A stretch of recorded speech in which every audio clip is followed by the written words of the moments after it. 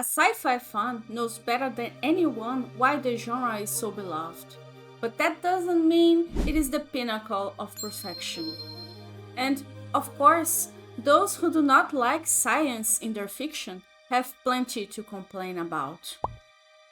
Probably everybody knows at least one person who says science fiction is not real literature, in an attempt to belittle the genre. That's not the kind of criticism I'm going to address today. Let the pretentious people be pretentious. Science fiction and fantasy have an overlapping fan base. Many fantasy readers eventually pick up a sci-fi book or two to experiment with the sibling genre. There is usually a cultural shock when switching genres, and with it, lots of objections. Here, we believe a foreign perspective offers an excellent opportunity to assess our dearest values and think deeply about the genre's faults and also what makes it great. For me, what makes science fiction exceptional is the final message, especially the ones that linger after I finish reading the story. It is incredible to keep thinking about it, peeling all the layers and realizing that the story is not about aliens, robots, or space exploration, but about human nature. However, there's plenty to criticize about the genre. And here are a few complaints I've heard fantasy readers say about science fiction that make sense. The characters are bland. I've asked in one of my newsletters which was science fiction's biggest fault, and the answer was unanimous. The characters are too generic and lackluster. The stories are usually about the plot, and most fantasy readers are there for the characters. Yes, I get it. Although science fiction is known for its deep discussions about human nature, its human characters are usually not the main focus. It happens because if the author narrows in one particular character, the story becomes about them instead of the whole of humankind. So it is not a surprise that the most memorable sci-fi characters are actually not human.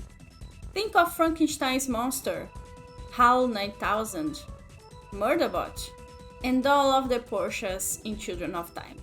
On this note, it does not always need to be a commentary. Yes, it is not always, but the most famous high-concept stories usually are about societal and human nature. And I don't see this changing anytime soon. I think most of the hardcore fans of the genre are in it for the philosophical discussions and thought experiments involving people's reactions to extreme situations. On the other hand, the commentary can still be done without strangling other elements of the story, such as character portrayals. It could be about characters and about humanity as a whole. I might be wrong, but I'm noticing a trend in this direction these past few years. Authors like Beck Chambers are becoming popular with the new generation of sci-fi readers. Could we be experiencing a paradigm shift in the genre? The science sometimes is too complicated, and it doesn't even need to be hard sci-fi for this to happen.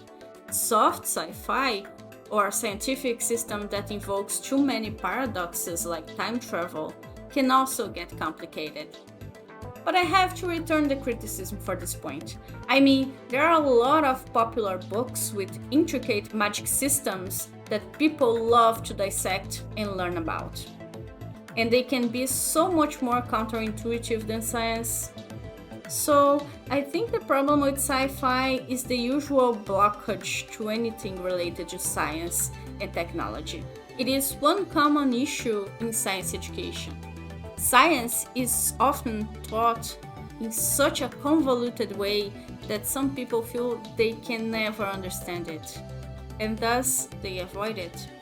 But then, if we're reading for pleasure and change the word science for magic, the spell is broken. We can see that people understand how the aerodynamics of a dragon works, but not how a spaceship would travel through space.